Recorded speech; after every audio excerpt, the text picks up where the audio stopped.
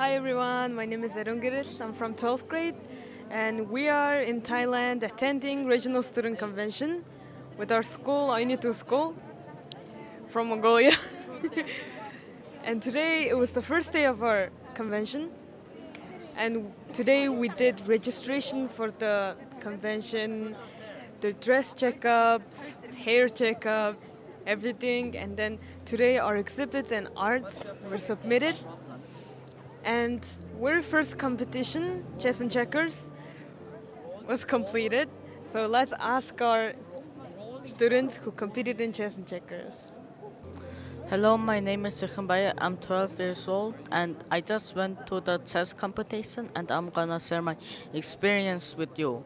First of all, I played chess and I waited for an opponent. Then when I had an opponent, I played with him. He played very well and then that made me very nervous. But since I practiced chess and I go the opening that I'm very good at, so I managed to found his mistake and easily checkmate him. That was my experience and I was very happy after that. I want to play more, but I thought to myself, being like this might get me lost, so I decided to take a break and tomorrow will be my chess competition. Goodbye. Сайн байна уу? Намайг Ойны төв сургуулийн 11 ангид сурагч Мөнх Гэрэл гэдгээ. Ингээд энэ жил ингээд анх удаага олон улсын сурагчдын дунд ингээд RS-ээр тэмцээнд орж үзэж байна. Тэгээд миний сонгосон төрлөл болохоор шатар, ларж ensemble, 400 м-ийн буухай, гар нэхмэл, тэгээд урамлын зураг color plane-аар орсон. Тэгээд өнөөдөр ингээд хамгийн анхны тэмцээнд шатраар ороод тэгээд яг уул нь эхлэхдээ айгуу дэжгүй авчихсан ч гэсэн сүүл рүү ингээд яг ялагдсан. Тэгээд хит сандарснаас болоод ингээд нүүдлүүдээ сайн харж чадахгүй ингээд алдаа их гаргаснаас болцсон гэж өөрийгөө дүгнсэн. Тэгээд дараа ирэх жилүүдэд шатраар оролцож байгаа хүүхдүүдтэй хэлвэл битгий ингээд бие барь сандраараа ингээд аль болох өөрийгөө тайван байлгаад нүүдлүүдээ сайн хараад анхааралтай тоглоорой гэж хүсмээр байна. Сайн байцгаана бол гэдэг би анх удаа Таиланд явж байгаа. Би өнөөдөр анхныхаа зөөлөнд орсон. Тэр нь бол даам. Даам тоглоход маш их хэцээсэн. Тэгтэл гоё байсан. Энэ сайн бот. Энэ ботход хэцүү байсан. Юунаас болоо хожигдсон юм бэ? Нэг алдаанаас. Ямар нэг юм буруу яв хөдөлгөцсөн. нэгэд болцсон. За тэгээ одоо чамд ямар дүгнэлт хийж чинь чи өөртөө? Сайн төвлөрж бодох хэрэгтэй. За өөр ямар тэмцээнд орж байгаа юм бэ? Bible bowl, large ensemble, тэгээд pestle.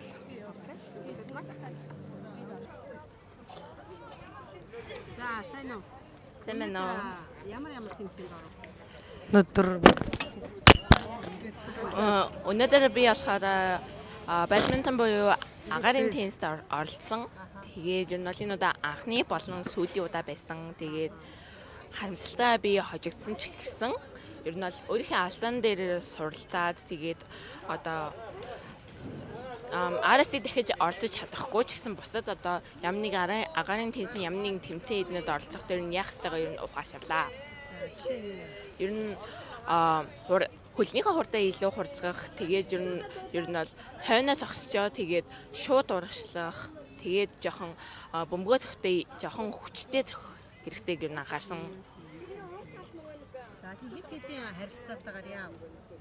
Эхнийх дээр болохоор 10 тэгээд 2 илүү 3 оноогоор хожигдоод харин хоёр дахь дээр нь болохоор 8-аар хожигдсан баха. Уул нь хоёр дахь дээр хүлээсэн. Гэтэ яах вэ? Тэгээд чамд ямар сэтгэл төрөв? Яг эхлээд эхнийх дээр гайгүй жоохон хоёр дахь дээр болохоор оноогоо алаад эхлэе жоохон ууралсан ч юм уу, эсвэл жоохон хожигдоод эхэлсэндээ жоохон сэтгэл бачимдаад тэгээд сүүлдээ бүр тоглож явахдаа уурлаад, уйлаад тэгээд тэрнээс болоод 1-2 оноо алдаад тэгээд тэрэндээ амар харамсдаг жоохон өөрийнхөө сэтгэл хөдлөлөө барьж чадахгүй ингээд тоглоомдоо тэрийг сэтгэл хөдлөлөө оруулсан.